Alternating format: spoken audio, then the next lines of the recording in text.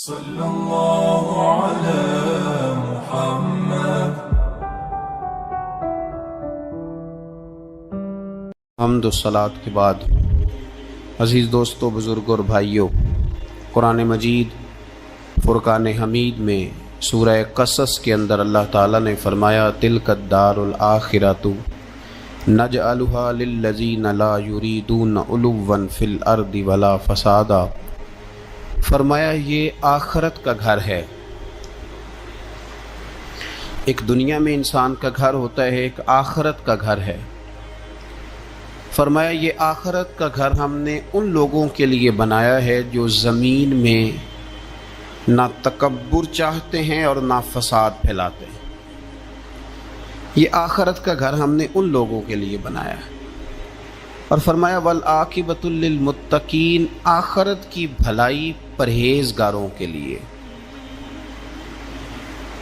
جو لوگ نہ تو تکبر چاہتے ہیں نہ فساد کرتے ہیں، جو متقی بن کے اللہ سے ڈر کے وقت گزارتے ہیں، یہ آخرت کا گھر ہم نے ان لوگوں کے لیے بنایا ہے۔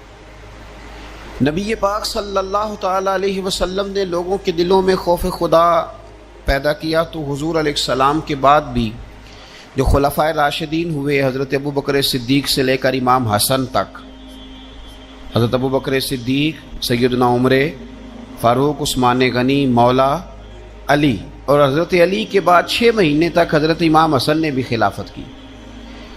تو یہ سب لوگ اللہ سے ڈرنے والے تھے، پرہیزگار تھے۔ یہ وہی لوگ تھے جن لوگوں نے نہ تو اطراء زمین میں نہ تکبر کیا نہ کوئی فساد کیا، وہی لوگ تھے۔ اس کے بعد پھر ملوکیت آ گئی اسلام کے اندر، بادشاہت آ گئی۔ حضرت امیر معاویہ رضی اللہ تعالیٰ عنہ پہلے بادشاہ ہیں اسلام کے، اور بعد میں جو لوگ ہوئے انہوں نے بادشاہت کی، خاندانوں کو نوازا، بڑے بڑے لوگوں کو وظیفے دیے، سیاسی چالیں بھی چلیں، بہت سارے جگہوں پہ فساد بھی ہوا، بڑے حالات خراب بھی ہوئے۔ لیکن اللہ تعالیٰ نے میرے نبی پاک علیہ السلام کے دین کو یہ کمال دیا ہے کہ یہ دین بھی موجود رہے گا اور اس پر ہمیشہ عمل کرنے والے بھی موجود رہیں گے۔ اللہ تبارک و تعالیٰ نے پھر ایک خوبصورت انسان، بنو امیہ کی حکومت تھی، اسی میں سے ایک خوبصورت دھلا ہوا، سجا ہوا، سمرا ہوا، خوشبو والا، میٹھا بھی، ٹھنڈا بھی، پیارا بھی، نیک بھی، متقی بھی، اصول والا بھی، رسول اللہ علیہ السلام کا غلام حضرت عمر بن عبدالعزیز۔ اللہ تعالیٰ نے یہ مرد مجاہد پیدا فرمایا۔ آپ مدینہ شریف میں پیدا ہوئے۔ آپ کے جو والد گرامی تھے وہ مصر میں گورنر تھے۔ حضرت عمر بن عبدالعزیز رحمۃ اللہ تعالیٰ علیہ کی جو والدہ ہیں وہ حضرت عمر فاروق کی پوتی ہیں، تو آپ کی رگوں میں فاروقی خون بھی تھا۔ حضرت عمر بن عبدالعزیز رحمۃ اللہ تعالیٰ علیہ کے والد گرامی نے آپ کو مدینے میں پڑھنے کے لیے چھوڑا۔ حضرت صالح بن کیسان ایک عالم اور محدث تھے، ان کے پاس آپ نے تعلیم پائی۔ اور جناب عمر بن عبدالعزیز رحمۃ اللہ تعالیٰ علیہ کے والد اگرچہ مصر میں تھے، لیکن آپ کو مدینہ میں رکھا، آپ نے مکمل تعلیم حاصل کی، علم حاصل کیا، چھوٹی سی عمر میں قرآن پاک کے حافظ بھی ہو گئے۔ پھر جب بڑے ہوئے تو اللہ نے یہ موقع دیا، چونکہ خاندان کی حکومت تھی تو آپ مدینہ شریف کے گورنر بنے، اور مدینہ منورہ کے ساتھ ساتھ آپ کو طائف کی حکومت بھی ملی، مکہ مکرمہ کی حکومت بھی ملی۔ پھر بعض جگہ پہ تو یہ ہے کہ آپ نے خود کسی وجہ سے استعفیٰ دیا، اور بعض جگہ یہ ہے کہ سازش کر کے آپ کو معزول کیا گیا۔ لیکن حضرت عمر بن عبدالعزیز نیک بڑے تھے، پرہیزگار بڑے تھے، پر خوش لباس بھی بڑے تھے۔ خادم کو جب بھیجتے تھے بازار تو کہتے تھے جو سب سے مہنگا جوڑا ہو وہ خرید کے لانا۔ خوشبو بہترین استعمال کرتے تھے۔ جب گزرتے تھے تو لوگوں کو پتہ چلتا تھا کہ کوئی عام نہیں گزرا، عمر بن عبدالعزیز گزرے۔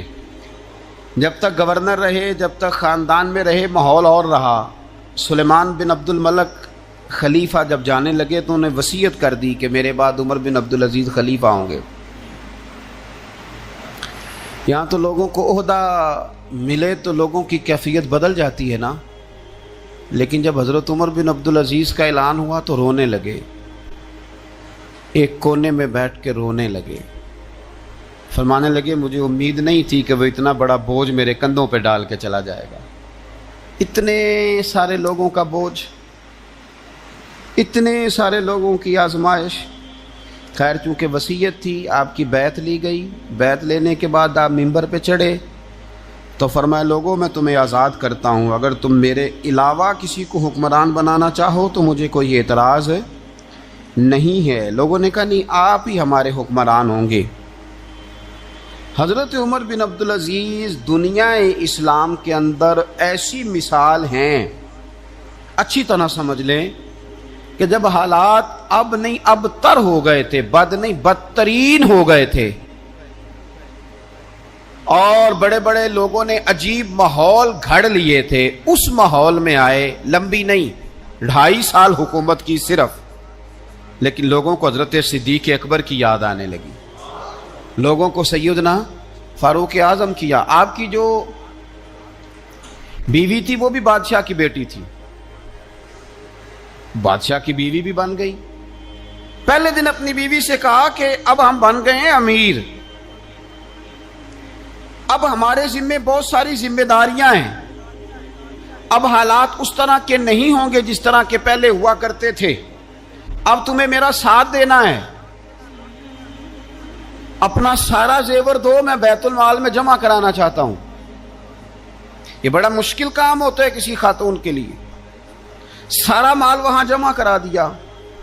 پہلے دن ہی سارے کپڑے سپڑے حضرت عمر نے اپنے خیرات کر دیے، سادہ لباس پہن لیا، اور بڑی تھوڑی غذا گھر میں آتی تھی، بیت المال سے تھوڑا سا وظیفہ، جائیدادیں ساری دے دی اللہ کے رستے میں، غریبوں میں بانٹ دی. ایک دن گھر میں تشریف لائے تو بچیوں نے منہ پہ ہاتھ رکھ لیا. حضرت عمر بن عبدالعزیز بات کرتے ہیں تو بیٹیاں منہ چھپا لیتی ہیں. پتر کیا بات ہے بیٹے، میرے منہ سے بدبو آ رہی ہے، منہ چھپاتی ہو؟ تو بچیاں خاموش ہوئیں. جب دوبارہ پوچھا تو کہنے لگے ابا جی جو آپ خرچہ دیتے ہیں نا اس میں 2 وقت روٹی نہیں پک سکتی. اور یارو میں آپ کو وقت کے امیر کی بات سنا رہا ہوں. یہ جو رکھ رکھاؤ میں نے اور آپ نے بنا لیا ہے تو خرچے اتنے بڑھا لیے کہ ہم الجھ گئے، ہم سے پورے نہیں ہوتے. لیکن جنہوں نے اولادوں کو سادہ رکھا، حالات قابو میں رکھنے میں کامیاب ہوئے، بچ گئے. میرے نبی کریم صلی اللہ علیہ وسلم نے فرمایا جو ضرورت کے مطابق جسے اللہ نے روزی دے دی وہ کامیاب ہو گیا. لیکن ہم بہت الجھ گئے، بہت دور نکل گئے. بیٹیوں نے منہ میں ہاتھ رکھا. پتر کیا بات ہے ابا جی، اتنے پیسے آپ لاتے ہیں 2 وقت کی روٹی نہیں پک سکتی، تو ہم نے پیاز سے روٹی کھائی ہے، منہ سے بدبو آ رہی ہے، تو اس لیے آپ کے سامنے منہ نہیں کھولا کہ آپ کو کراہت ہوگی. تو حضرت عمر بن عبدالعزیز آنکھوں میں آنسو تو آئے پر کہنے لگے یا اللہ تیرا شکر ہے کہ جس جگہ میں اپنی اولاد کو کھڑا کرنا چاہتا تھا میری اولاد وہاں کھڑی ہو گئی ہے. یہ پیاز سے روٹی کھا کے بھی شکر ادا کرتی، پیاز سے روٹی کھا کے بھی. آپ یقین کریں میرے ابا جی میری والدہ سے کہتے تھے کہ بڑولے میں گندم میں نے ڈلوا دی ہے، یہ میری ذمہ داری تھی، اب اچار کا ایک مرتبان بنا لے تو انشاءاللہ گرمیاں مسئلہ کوئی نہیں. میں نے دیکھا ہے انہیں پیاز سے روٹی کھاتے، میں نے دیکھا ہے وہ ایک پیاز سے روٹی کھاتے اور پیاز روٹی کے اوپر رکھ لیتے، اور آخر میں ان کا چہرہ جب ہم لوگ دیکھتے تو وہ کہتے اللہ تیرا کتنا شکر ہے، سوال نہیں کرنا پڑا، گندم بھی اپنی تھی، پیاز بھی اپنا تھا، گھر میں میں نے بچوں کے بیچ بیٹھ کے روٹی کھا لی. اور یوں لگتا تھا کہ وجود بھی ان کا سارا شکریہ ادا کرتا ہے، صرف زبان نہیں. حضرت عمر بن عبدالعزیز نے اپنے گھر کے اندر عید والے دن بیٹیوں نے کہا ابا جی جوڑے پرانے ہیں، یارو ہو جاتا ہے، بس تھوڑا سا نا توجہ کی ضرورت ہے، ہو جاتا ہے، نئے کپڑے لینے ہیں. اب ایک گھر میں شادی ہوتی ہے تو اس گھر سے تعلق رکھنے والے ہر گھر میں شادی سمجھ لے شروع ہو گئی. لاکھوں روپے کا مال صرف کپڑوں پہ، جوتوں پہ اور ان کے لوازمات پہ لگتا ہے. غربت کیسے ختم ہوگی؟ حالات کیسے ٹھیک ہوں گے؟ پردیس میں جانے والے واپس کیسے آئیں گے؟ کس طرح یہ ماحول ٹھیک ہوگا جب اخراجات اتنے بڑھا لیے جائیں؟ حضرت عمر بن عبدالعزیز رحمۃ اللہ علیہ کی بیٹیوں نے کہا عید پہ کپڑے لینے، ضد کی تو جناب عمر نے اپنے وزیر خزانہ کو خط لکھا، فرمایا 1 مہینے کی تنخواہ مجھے ایڈوانس دے دو، بیٹیوں کے کپڑے لینے ہیں۔ تو جب بادشاہ عمر بن عبدالعزیز جیسا ہو تو پھر وزیر بھی نیک ہی ہوتے ہیں، وزیر بھی نیک۔ تو وزیر کہنے لگا حضور کچھ باتیں آپ سے سیکھی ہیں، اگر اجازت دیں تو کر لوں؟ کہا جناب کرو۔ کہنے لگے آپ 1 مہینے کی تنخواہ ایڈوانس مانگ رہے ہیں، آپ 1 مہینے تک زندہ رہیں گے؟ یہ آپ سے سیکھی ہوئی باتیں۔ حضرت عمر بن عبدالعزیز کہنے لگے رب تیرا بھلا کرے، تو نے سوئے ہوئے عمر کو پھر سے جگا دیا۔ بیٹیوں سے آ کے کہنے لگے پتر پرانے کپڑے دھو کے پہن لو، اگر کپڑے دھو کے پہن لوگی اور پہن کے رب کی بارگاہ میں کھڑے ہوگی تو رب تو پہلے ہی بڑا قبول فرمانے والا ہے، اللہ تو پہلے ہی بڑا قبول کرنے والا ہے۔ تو صاحب یاد رکھیں، حضرت عمر بن عبدالعزیز نے اپنے گھر کے اندر یہ ماحول پیدا کیا، اپنے گھر کے اندر یہ کیفیات آپ نے بنائیں، بنا کر کے سجائیں۔ میرے عزیز یاد رکھیں، کچھ چیزیں ایسی ہوتی ہیں جن پر انسان اگر توجہ کر لے تو آسانی سے معاملات ٹھیک ہو جاتے ہیں۔ حضرت عمر بن عبدالعزیز نے خود بھی سادگی اختیار کی، آپ کے بچوں نے بھی سادگی۔ ہوتا یہ ہے کہ جس طرح کا حکمران ہوتا ہے نا، رعایا پر اس کے اثرات ہوتے ہیں، یہ ایک اصولی بات ہے۔ جس طرح کا حکمران ہو رعایا پر اس کا اس طرح کا۔ ولید بن عبد الملک جب حکمران تھا نا تو اسے عمارتیں بنانے کا بڑا شوق تھا، بڑی بڑی بلڈنگیں کھڑی کرنا، بڑے بڑے محلات بنانا۔ تو اس زمانے میں ہر آدمی بلڈنگ کی بات کرتا تھا، ہر آدمی جو ہوتا تھا وہ کسی نہ کسی نئے مٹیریل کی بات کرتا تھا، نئے نقشے کی بات کرتا تھا۔ جب سلیمان بن عبد الملک حکمران بنا تو سلیمان بن عبد الملک جو تھا اس کو شوق تھا شادیاں کرنے کا، یہ بھی شوق ہوتا ہے بادشاہوں۔ اس زمانے میں لوگ شادی کی بات کرتے تھے، نکاح کی بات کرتے تھے، بیاہ کی بات کرتے تھے۔ تو پورے ماحول کے اندر ایک چیز پیدا ہو گئی تھی۔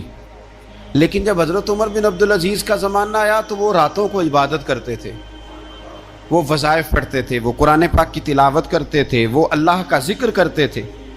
تو پھر ایک ماحول بن گیا جو ذکر الہی کا ماحول تھا، پھر ایک ماحول بن گیا جو تقوی کا ماحول تھا، پھر ایک ماحول مارد وجود میں آیا جو پرہیزگاری کا ماحول تھا۔ عام عوام بھی اللہ کے ذکر کی باتیں کرنے لگی، عام ماحول بھی اس طرح۔ حضرت عمر بن عبدالعزیز نے سب سے پہلا یہ کام کیا کہ بادشاہی پروٹوکول ختم کرائے، ختم ہو گئے پروٹوکول۔ آپ نے فرمایا کوئی شاہی خاندان کا بندہ آئے تو کسی کا کوئی پروٹوکول نہیں ہے، میرا بھی کوئی پروٹوکول نہیں ہے، بلکہ آپ نے فرمایا کسی خطیب کو، کسی امام کو اجازت نہیں کہ میرا نام لے کے میرے لیے دعا کرے۔ سب مسلمانوں کے لیے دعا کرنا، فرمانے لگے الحمدللہ میں مسلمان ہوں، جب تم مسلمانوں کا نام لے کے دعا کرو گے تو میں بھی اندر ہی آ جاؤں گا۔ اضافی طور پر نام لے کے دعا کرنے سے بھی روک دیا، بلکہ ایک عورت عراق سے آئی، اس کی 5 یتیم بچیاں تھیں تو اسے ضرورت تھی وظیفے کی۔ اس نے آ کے پوچھا حضرت عمر بن عبدالعزیز کا گھر کہاں؟ تو لوگوں نے فرمایا وہ سامنے جو ٹاٹ اور بوریے کا پردہ لٹک رہا ہے وہ عمر بن عبدالعزیز کا گھر ہے۔ دروازے پہ دستک دی تو ایک عورت اندر برتن دھو رہی تھی، پوچھا السلام علیکم، امیر المومنین سے ملنا ہے۔ وہ کہنے لگی اس درخت کی چھاؤں میں بیٹھ جاؤ، ابھی تشریف لاتے ہیں۔ تھوڑی دیر گزری تو حضرت عمر بن عبدالعزیز آئے تو کنویں سے پانی نکال کے نا، سین میں کنواں تھا تو جو جگہ میں مٹی اڑ رہی تھی نا، گرد اڑ رہی تھی، ہوتا ہے نا عصر کے بعد لوگ پانی پھینکتے ہیں، وہاں پانی پھینکنے لگے، چھڑکاؤ کرنے لگے۔ تو تھوڑی تھوڑی باتیں وہ خاتون آپ سے کرنے لگی تو وہ جو عورت آئی تھی نا وہ کہنے لگی تم غلام سے باتیں کر رہی ہو، تمہیں پردہ کرنا چاہیے۔ وہ کہنے لگے یہ غلام نہیں، یہ میرے شوہر ہیں اور یہ امیر المومنین عمر بن عبدالعزیز ہیں۔ کہنے لگی یہ عمر بن عبدالعزیز ہے؟ کہا ہاں یہ عمر بن عبدالعزیز ہے۔ تو وہ خاتون حاضر ہوئی، کھجوریں اس کو دی گئیں کھانے کے لیے۔ اس نے کہا حضور میری 5 یتیم بیٹیاں ہیں، مجھے وظیفہ چاہیے۔ جناب عمر بن عبدالعزیز نے ایک بیٹی کا نام پوچھا، ولدیت پوچھی، وظیفہ لکھا۔ عورت کہنے لگی اللہ تیرا شکر ہے میری بچی کا وظیفہ لگ گیا۔ دوسری کا نام پوچھا، ولدیت پوچھی، عمر پوچھی، وظیفہ لگایا، اللہ تیرا شکر ہے میری یتیم بچی کا وظیفہ۔ 4 بچیوں کے وظیفے عمر لکھتے رہے، خاتون اللہ کی حمد کرتی رہی، 5वीं का लिखने लगे तो कहने लगी मैंने ज़माना बड़ा देखा है पर उमर बिन अब्दुल अजीज़ तेरी तरह का बंदा नहीं देखा। आप फरमाने लगे अब मैं 5वीं का वजीफ़ा नहीं लिखता, चारों का वजीफ़ा जाके गवर्नर से मंजूर करा ले और चारों को कहना थोड़ा थोड़ा 5वीं को भी दे दे। हुजूर क्यों नहीं लिखते? फरमाया जब तक तू हम्द के लायक रब की हम्द कर रही थी मैं वजीफे लिख रहा था, अब तूने मेरी तारीफें शुरू कर दी। अपनी तारीफ पर कैसे वजीफा लिखूं? वो तो हम्द के लायक है, उसकी हम्द होनी चाहिए, लेकिन मैं अपनी तारीफ पर, अपनी खुशामद पर मैं नहीं लिखता। जा अल्लाह ताला तेरी लिए बेहतरी करे। वो खातून कहती है मैं वहां से आई, मुझे महीनों लग गए, सफर लंबा था, इराक पहुंची तो इराक के गवर्नर को जब मैंने वो रुका दिया तो उनकी चीखें निकल गई, तड़प के रोए। मैंने कहा क्या हुआ? कहने लगी बीबी जिस नेक आदमी ने तुझे ये लिख के दिया था ना, चंद दिन हुए उनका इंतकाल हो गया। उमर बिन अब्दुल अजीज पर्दा फरमा गए। वो खातून फिर रोई, कहने लगी यतीम बेटियों का अब क्या बनेगा, इस रुके का क्या बनेगा? तो आप फरमाने लगे बीबी जब अमीर उमर बिन अब्दुल अजीज जैसा हो तो गवर्नरों को भी अल्लाह कुछ तौफीक दे ही देता है। अगर उन्होंने तेरा वजीफा जिंदगी में लिखा था तो तू फिक्र ना कर, जब तक मैं जिंदा रहूंगा वजीफा पहुंचता रहेगा। आपके गवर्नर ने लिखा कि हजरत साहब गवर्नर हाउस की इमारत कमजोर हो गई है, नहीं बना लूं। तो आप फरमाने लगे तू अदल का किला क्यों नहीं बनाता, इंसाफ की दीवारें क्यों नहीं खड़ी करता? फरमाया छोड़ ईंटें लगाना, अदल व इंसाफ का किला बना। सबसे बड़ी बात यह थी कि बड़े पाबंद थे सौमो सलात के, दिन को तिलावत करते, रात को इबादत करते, पंजगाना नमाज में खड़े होते, अल्लाह के खौफ की बात आती तो चिड़िया की तरह फड़फड़ाते, डरते। आपकी अहलिया कहने लगी उमर बिन अब्दुल अजीज ये कैफियत कैसे हुई? फरमाने लगे एक जहन में बात बैठ गई थी कि रब ने हिसाब पूछना है और मैंने हिसाब देना है। तो जिसको पता हो ना मैंने हिसाब देना है और मुझसे किसी ने हिसाब पूछना है, फिर समझें, हिसाब देना है और किसी ने हिसाब पूछना है, हिसाब देना है और हिसाब। तो फरमाते हैं जब ये ज़हन बन गया ना कि मैंने हिसाब देना है और रब ने हिसाब पूछना है, तो बस फिर मैंने हिसाब करके रखना शुरू कर दिया। फिर मैंने कोशिश की है कि हिसाब करूं कि ना इंसाफी ना हो जाए, जुल्म ना हो जाए। एक आदमी बड़ी दूर से चल के आया, अर्ज की हुजूर आपके गवर्नर ने मेरा माल छीन लिया है, वापस नहीं करता। तो हज़रत उमर बिन अब्दुल अजीज़ रहमतुल्लाह ने रुका लिखा, फरमाया मैंने तो तुझे नेक आदमी समझ के गवर्नर बनाया था और तू लोगों के माल नहीं वापस करता, फौरन वापस कर। उसके नाम जब खत लिखा तो आदमी खुश हो गया। तो आप फरमाने लगे अब ये बता तेरा आने जाने का खर्चा कितना हुआ? अर्ज की हुजूर क्या मतलब? आप फरमाने लगे एक तुझ पे जुल्म हो और दूसरा तेरे ऊपर और खर्चे डाले जाएं। देखे ना, एक आदमी की जमीन पे कब्जा हो, फिर वो वकील करे, फिर वो गवाह इकट्ठे करता फिरे, फिर वो मसाइल में उलझ जाए। जनाब उमर बिन अब्दुल अजीज ने हमें एक सोच अता फरमाई। फरमाया एक तेरे ऊपर जुल्म हुआ, एक तुझे इतनी तकलीफ हुई यहां आने की, और एक तेरा खर्च हुआ, बता कितने पैसे? अर्ज की हुजूर मेरा तो लाखों का माल आपने वापस करा दिया है, अब छोड़े खर्चे को। फरमाया ना भाई, ये मेरे रसूल कायनात का दीन है, इसमें हम हर शय का हिसाब करके रखेंगे। तेरा खर्च हुआ है, तेरा खर्चा हुआ है, तुझे आना पड़ा, तुझे जाना पड़ा। और दुनिया के मुनसफो फैसले करने वालों, थोड़ा ख्याल तो करो, कितने लोग हैं जो रुल गए बेचारे रस्तों में कचहरियों के, जो अदालतों के चक्कर लगा लगा के थक गए, जिनकी औलादें तड़प उठी, मकान बिक गए, उन्होंने अपने हकूक क्या लेने थे, उनकी तो बाकी चीजें भी चली गई। फरमाया खर्चा बता कितना हुआ? अर्ज की हुजूर 60 दिनार तकरीबन। फरमाया इसे माले खजाना से 60 दिनार भी दो। फिर फरमाया मेरी जेब से इसे 50 और दो ताकि ये आने जाने में मजीद रोटी खा सके, गोश्त के साथ रोटी खाए। और फिर फरमाया माफ कर देना, हुकूमत उमर बिन अब्दुल अजीज की थी पर तुझे बड़ी तकलीफ उठानी पड़ी, अजियत उठानी पड़ी। यारो इस रंग में उस शख्स ने हुकूमत की, इस अंदाज में, और सबसे बढ़कर बनु उमय्या में से थे। लेकिन मेरे रसूल पाक की औलाद से जो प्यार, حضور کی نسل سے کسی نے آپ کے سامنے کہہ دیا، امام جلال الدین سیوطی نے اس کو لکھا ہے، کسی نے عمر بن عبدالعزیز رضی اللہ تعالیٰ عنہ کے سامنے کہہ دیا یزید امیر المومنین تھا، مومنوں کا امیر تھا، فرمایا پکڑو اس بدذات کو 20 کوڑے مارو، پکڑو اس نالائق کو، اسے 20 کوڑے مارو، یہ نبی پاک کے خاندان کے قاتل کو امیر المومنین کہتا ہے۔ یہ فتویٰ جناب عمر کا۔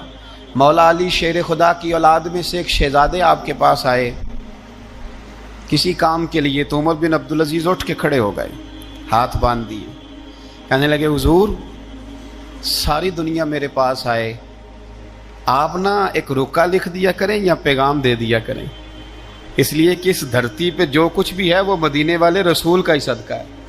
حضور کی اولاد سے پیار، نبی پاک صلی اللہ علیہ وسلم کے خاندان کے ساتھ محبت، حضرت عمر بن عبدالعزیز نے فلاح عامہ کے کام کرائے، بڑے بڑے سرائے بنائے، لوگوں کے ٹھہرانے کا بندوبست کیا، وظائف دیے غریبوں کو، مساجد بنائیں، مدارس بنائے، آپ کو مجدد کہا جاتا ہے، نئے سرے سے تجدید کی، علماء سے پیار کیا، صدقات و خیرات کا ایک ایسا ماحول دنیا کے اندر بنایا کہ لوگ کہتے ہیں کہ ہم زکوٰۃ دینے کے لیے بندہ تلاش کرتے تھے، پر جناب عمر بن عبدالعزیز کے زمانے میں کوئی زکوٰۃ لینے والا میسر نہیں آتا تھا۔ ایک شخص ملا تو لوگوں نے اس کو اتنی زکوٰۃ دی، اتنی زکوٰۃ دی، اتنی زکوٰۃ دی، لوگ خوشحال ہو گئے، اتنی زکوٰۃ دی کہ اگلے سال وہ خود زکوٰۃ دے رہا تھا۔ حضرت عمر بن عبدالعزیز نے ایسا ماحول بنا کے لوگوں کو دیا، اس طرح کی نوعیت آپ نے لوگوں کو دی کہ خوشحالی نظر آنے لگی، ذمیوں کے، غیر مسلموں کے حقوق کا بھی تحفظ فرمایا۔ 39 سال عمر پائی، صرف نمازیں بھی پڑھ گئے، صدقے بھی دے گئے، عبادتیں بھی کر گئے، 2.5 سال حکومت بھی کر گئے، اللہ رسول کو راضی بھی کر گئے۔ عمر پائی 39، پورے 40 نہیں، 39 سال عمر پائی، اتنا کچھ کر گئے۔ ہم تو بھی انتظار میں رہتے، ہم تو بھی انتظار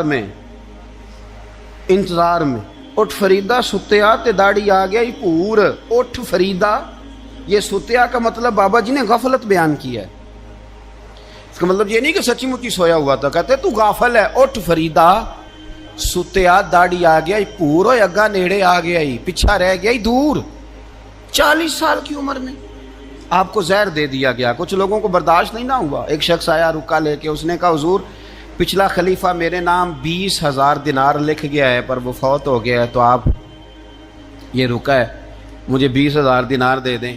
آپ فرمانے لگے سنبھال کے رکھ، شاید میرے بعد والا دے دے، رکا سنبھال کے رکھ، پر مجھ سے نہ امید رکھنا 20,000 دینار تو میں 20,000 گھر میں دوں گا اور 20,000 چولہے جلاؤں گا، میں ایک آدمی کو اتنا امیر کر دوں اور باقی لوگ دیکھتے رہے۔ آپ کو زہر دے دیا گیا،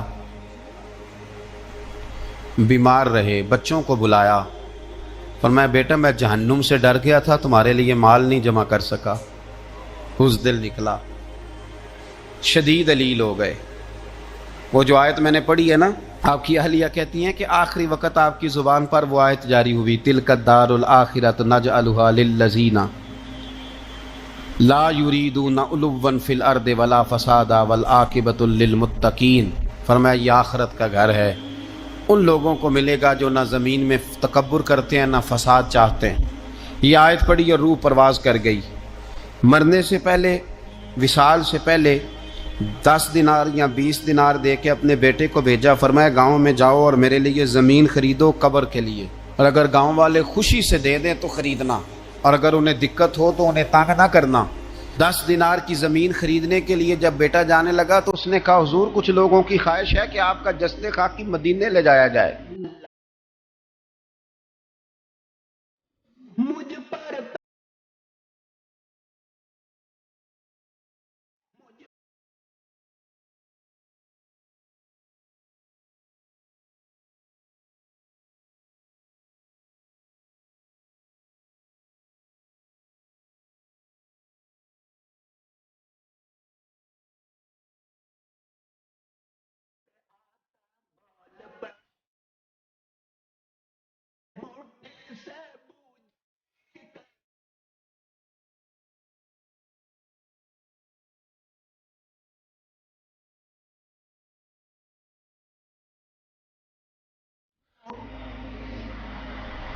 اور نبی پاک علیہ السلام کے پہلو میں آپ کو دفن کیا جائے۔ آپ فرمانے لگے پتر میں اس قابل نہیں ہوں کہ حضور کے ساتھ دفن کیا جائے، نہ میں اس قابل نہیں ہوں۔ اس طرح کرنا، میرے پاس حضور کے کچھ ناخن اور بال ہیں، جب میرا انتقال ہو جائے تو میری قبر میں رکھ دینا۔ اور پھر حضرت عمر بن عبدالعزیز نے فرمایا مجھے نہ سستا کفن دینا 2 دینار کا، اس سے زیادہ کفن نہ دینا، 2 دینار کا کفن۔ حضور آپ کا مال ہے کچھ پڑا ہوا تو اس میں سے اچھا کپڑا خریدا جا سکتا ہے۔ فرمایا نہ بھائی 2 دینار کا کفن خریدنا۔ حضور کیوں؟ فرمایا اس لیے کہ اگر میں نیک ہوا تو اللہ مجھے جنت کا لباس عطا فرما دے گا، اگر میں بد ہوا تو یہ بھی تو پھٹ ہی جائے گا، چیر دیا جائے گا، قبر توڑ دے گی پسلیاں، لہٰذا مجھے مہنگا کفن نہ دینا، 2 دینار کا۔ آپ کے وصال سے کچھ عرصہ پہلے نا آپ نے ایک قاصد بھیجا، روم کے بادشاہ کے پاس وہ گیا تو وہاں اس نے ایک عجیب منظر دیکھا کہ وہاں ایک حافظ قرآن نابینا آدمی قید ہے، اس کی آنکھیں موجود نہیں ہیں اور وہ چکی چلاتا ہے، آٹا پیستا ہے۔ اس قاصد نے اسے پوچھا تو یہاں کب سے ہے اور یہ تیرے ساتھ معاملہ کیسے ہوا؟ تو وہ کہنے لگا مجھے انہوں نے گرفتار کر لیا، پھر مجھے کہنے لگے عیسائی ہو جا، میں نے انکار کیا تو انہوں نے میری آنکھیں نکال دی۔ اب میں صبح شام یہ تھوڑا سا کام کرتا ہوں، چکی پیستا ہوں تو روٹی دے دیتے ہیں۔ وہ قاصد حضرت عمر بن عبدالعزیز کے پاس آیا اور آ کے کہا حضور ایک اس طرح کا مسلمان روم کے بادشاہ کے پاس قید ہے، ایک مسلمان کی تکلیف۔ حضرت عمر بن عبدالعزیز نے جب سنا تو رو پڑے، فرمایا وہ قید ہے اور وہاں قید ہے اور ہم یہاں آرام سے بیٹھے ہیں۔ فوراً رکا لکھا قاصد سے کہنے لگے واپس جا، روم کے بادشاہ کو جا کے کہہ کہ اس نابینا قیدی کو فوراً آزاد کرے، ورنہ میں ایک ایسا لشکر بھیجوں گا کہ اتنا بڑا لشکر بھیجوں گا کہ اس کا پہلا آدمی تیرے پاس ہوگا اور آخری میرے پاس ہوگا، اور تجھے پھر وہ بندہ چھوڑنا پڑے گا، تو ابھی چھوڑ دے، میں تجھے پیغام دے رہا ہوں۔ وہ قاصد کہتا ہے جب میں رکا لے کے پہنچا، ظاہر ہے بڑا لمبا سفر ہوتا تھا، آنے جانے میں مہینوں بھی لگ جاتے تھے۔ کہتے میں نے رکا دیا تو اس نے پڑھا، کہنے لگا میری طرف دیکھ کے رکا میں نے پڑھ لیا ہے، علماء کو جانتے ہیں، تاجر تاجروں کو جانتے ہیں، تو بادشاہ بھی بادشاہوں کو جانتے ہیں۔ فرمایا تم مسلمان ہو میں نہیں ہوں، پر اتنی تم اس درویش کی قدر کرتے ہو میں تم سب سے بڑھ کر قدر کرتا ہوں۔ میں اس بندے کو لشکر لے کے آنے کی تکلیف نہیں دوں گا، میں ویسے ہی قیدی آزاد کرنے لگا، تم لے جاؤ۔ کہتے ہیں مجھے چند دن وہاں رہنا پڑا، کچھ لوازمات تھے جن کے لیے رکنا پڑا۔ ایک دن میں شاہ روم کے دربار میں گیا تو وہ تخت سے نیچے اتر کے رو رہا تھا اور اس کی ہچکی بندھی تھی اور اس کے سینے سے آواز نکل رہی تھی۔ میں نے پوچھا لوگوں سے کیا ہوا، کہنے لگے خود ہی پوچھ لو۔ میں نے جا کے کہا بادشاہ کیا ہوا، کیوں رو رہے ہو؟ تو کہنے لگا آج دھرتی کا حسن اٹھ گیا ہے، آج سنگار ختم ہو گیا، آج دھرتی کا حسن اٹھ گیا۔ میں نے کہا کیا ہوا؟ کہنے لگے عمر بن عبدالعزیز انتقال کر گئے، تمہارا امیر چلا گیا۔ تو میرے دل میں خیال آیا، میں نے آہ بھری، میں نے کہا پھر ہمارے لیے کیا حکم ہے؟ تو فرمانے لگے وہ چلتا پھرتا راہب تھا، لوگوں کے پاس کچھ نہیں ہوتا تو وہ فقیر ہوتے ہیں، پر اس کے قدموں میں تو خزانے تھے، پر وہ پھر بھی فقیر تھا۔ فرمایا اس کا حکم اگر میں زندگی میں مانتا تھا تو مرنے کے بعد بھی بات مانی جائے گی، تمہارا قیدی بھی تمہیں واپس کیا جائے گا اور عمر بن عبدالعزیز کی بات بھی سنی جائے گی۔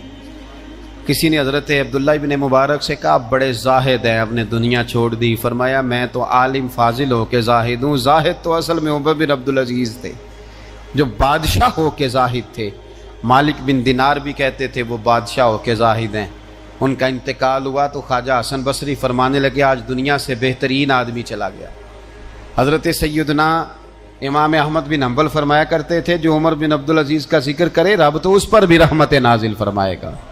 ارے یہ تو وہ شخص ہے کہ جب تک موجود تھا تو حسن موجود تھا، اور آج بھی ان کا ذکر کریں تو اللہ دلوں میں نور پیدا کر دیتا ہے۔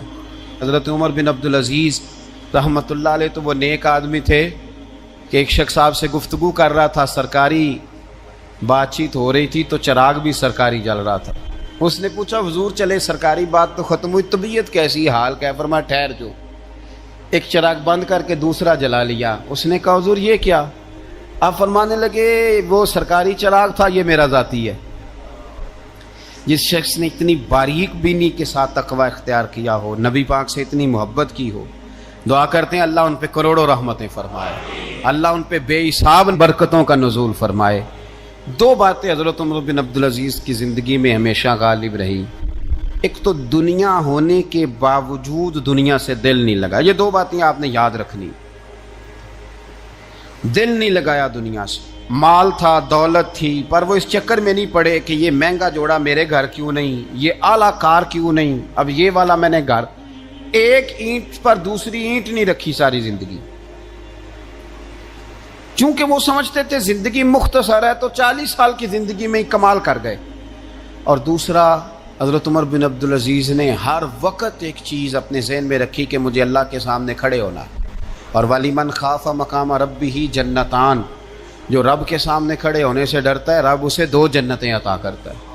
تو لہٰذا یہ 2 باتیں ہمیشہ ذہن میں رکھیں. یہ اتنا بناؤ سنگار، ہر وقت اپنے آپ کو سجانا، گھر سنوانا، گاڑی، یہ وہ، اتنا اس چکر میں نہ پڑیں. اور دوسرا ایک ذہن بنائیں کہ دنیا سے ہم لوگوں کو جانا ہے. آخر دعوانا الحمدللہ رب العالمین.